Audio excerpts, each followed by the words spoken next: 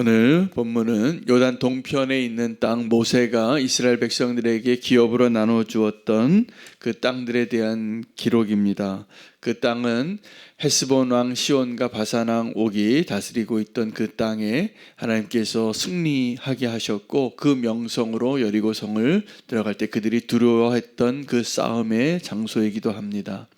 그 땅을 차지한 세 지파, 루벤 지파, 갓 지파, 또 므낫세 반 지파가 그 땅을 다 점령해서 그 땅을 분배한 경계들을 설명하고 있는 본문 가운데 우리의 눈에 들어오는 한 사람의 이름이 있습니다.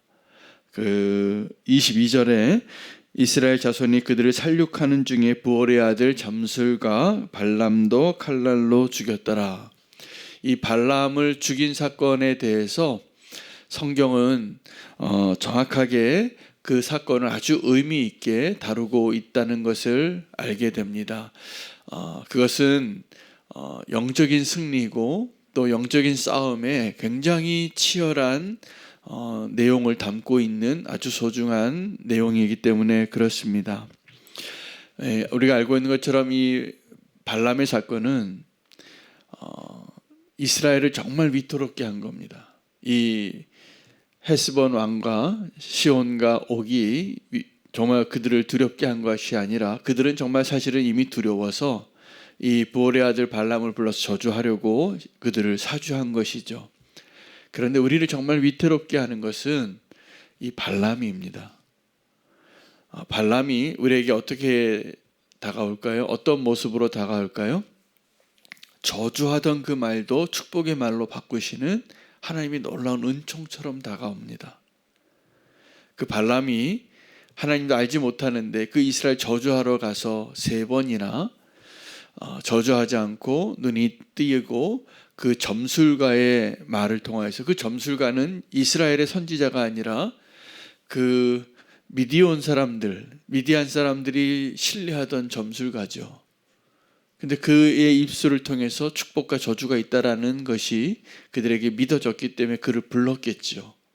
그리고 발람은 그들을 저주하지 않고 축복했습니다. 발람은 그들 가운데 있었지만 나중에 이 이스라엘 가운데 이 발람의 영향력이 끼치게 됩니다.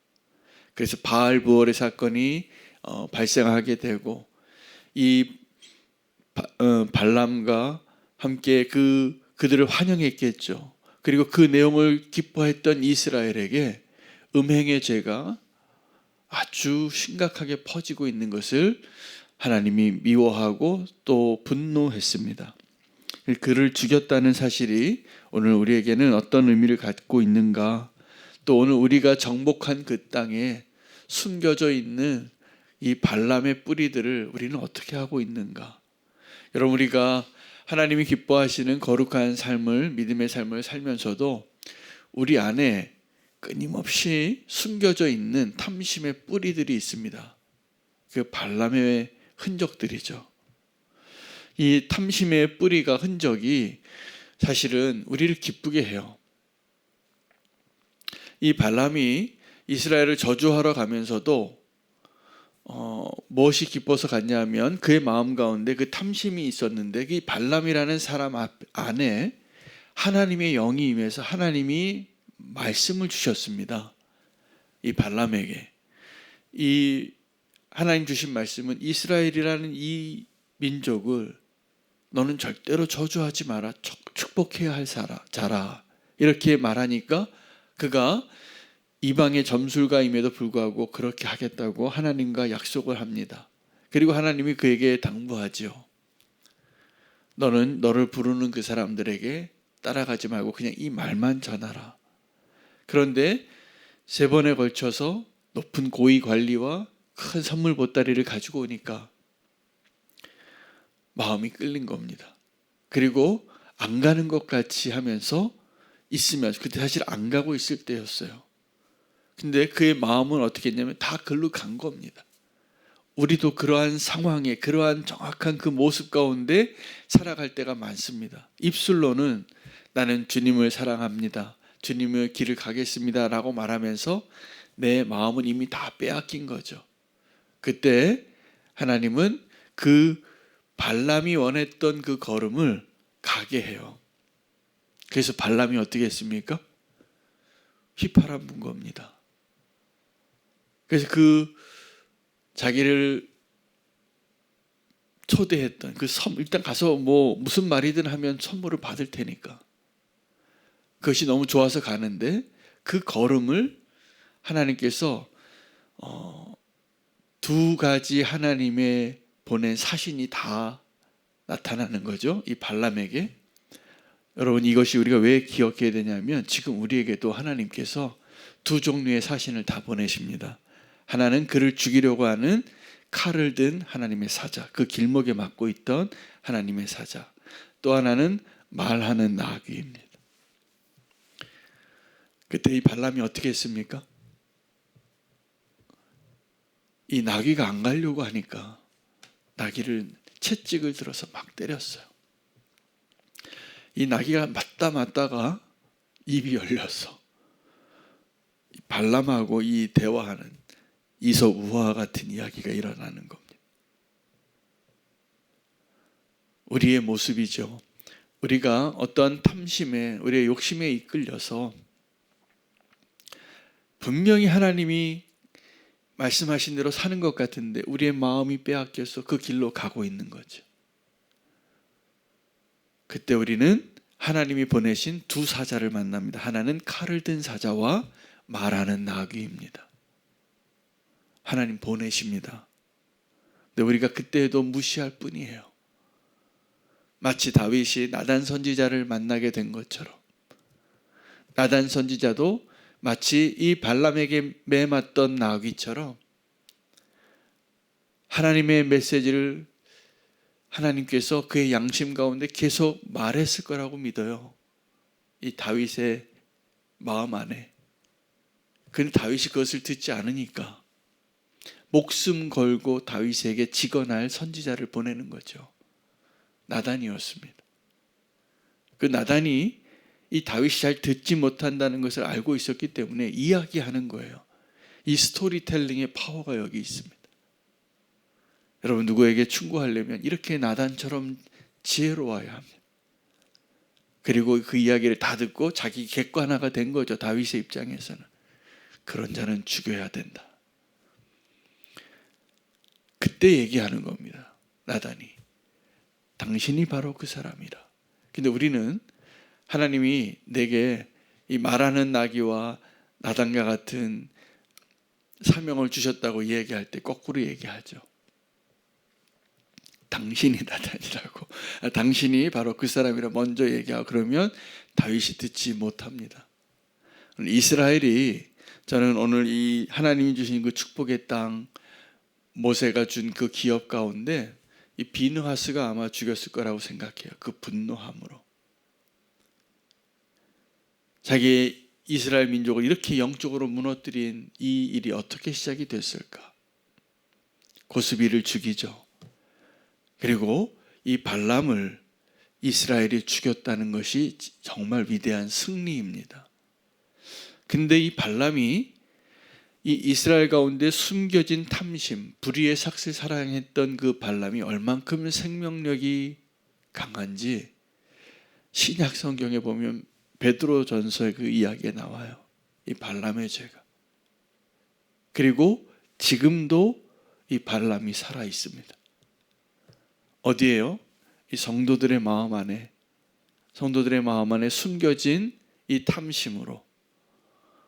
그래서 우리가 하나님이 주신 그 축복의 땅 가운데 오늘 새 지파에 대한 그 언약의 땅들, 그래서 먼저 주었던 축복의 땅을 차지한 그들에게 그들이 죽인 왕들과 그 땅의 경계를 이야기하면서 왜 이 말씀을 꼭 넣었을까?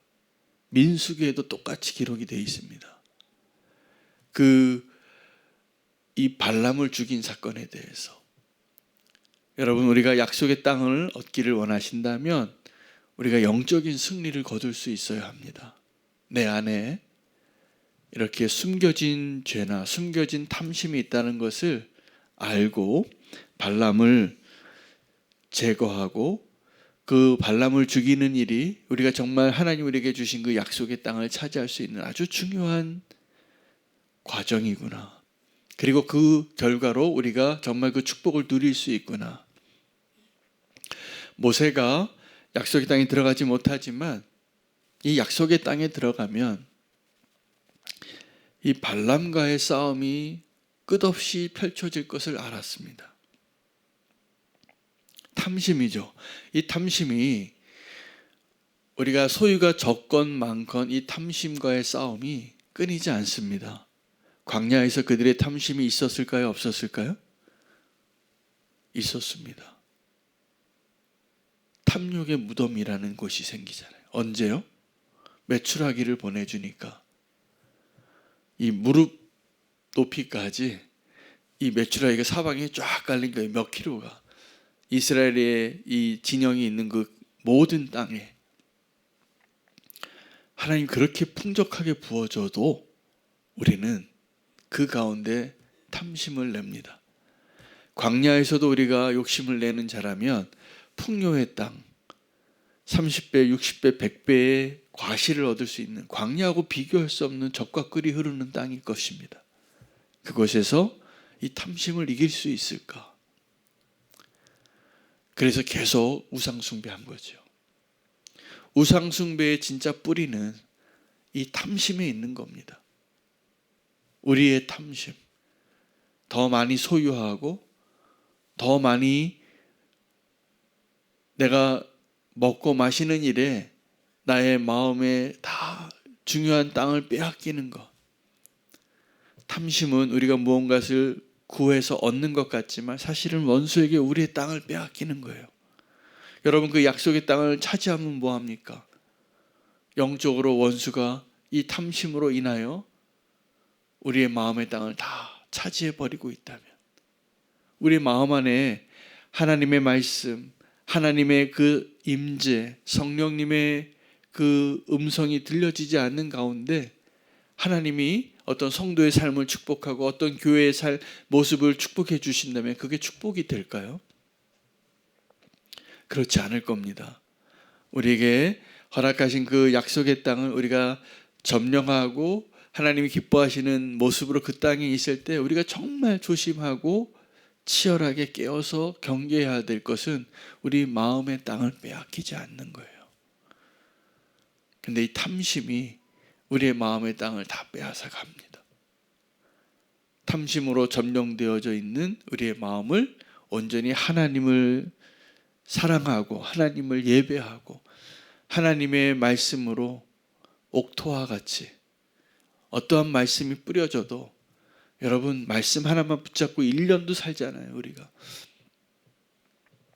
그 말씀이 우리 심령 가운데 뿌려져서 열매 맺으면 우리의 삶이 생명력이 넘치고 죽어버린 그 영혼이 소생케 되어지는 거예요. 근데 탐심이 우리의 마음을 사로잡으면 염려가 옵니다. 희귀가 옵니다. 두려움이 옵니다. 그리고 행복하지 않아요. 행복하지 않아요. 근데 우리가 정말 하나님이 기뻐하시는 그 영적인 승리를 위해서 발람을 제거하고 그 땅을 차지하는 그래서 하나님의 나라로 살아가고 서 있는 모습으로 있게 되면 우리는 어떠한 형편에 있든지 그것이 하나님의 나라입니다. 그것이 천국입니다. 오늘 우리가 그것을 붙잡고 오늘을 살아갈 수 있는 저와 여러분 되시기를 축복합니다. 오늘의 이 말씀이 누군가에게는 말하는 나귀가 되는 말이 되기를 원합니다. 나단의 음성이 되기를 원합니다. 내 안에 탐심이 나를 사로잡았을 때 그것을 자유하시기를 바랍니다. 절제하시기를 바랍니다. 그리고 하나님과 함께 더 영원한 것을 붙잡고 승리하는 하루를 사시기를 축복합니다. 오늘 말씀 붙잡고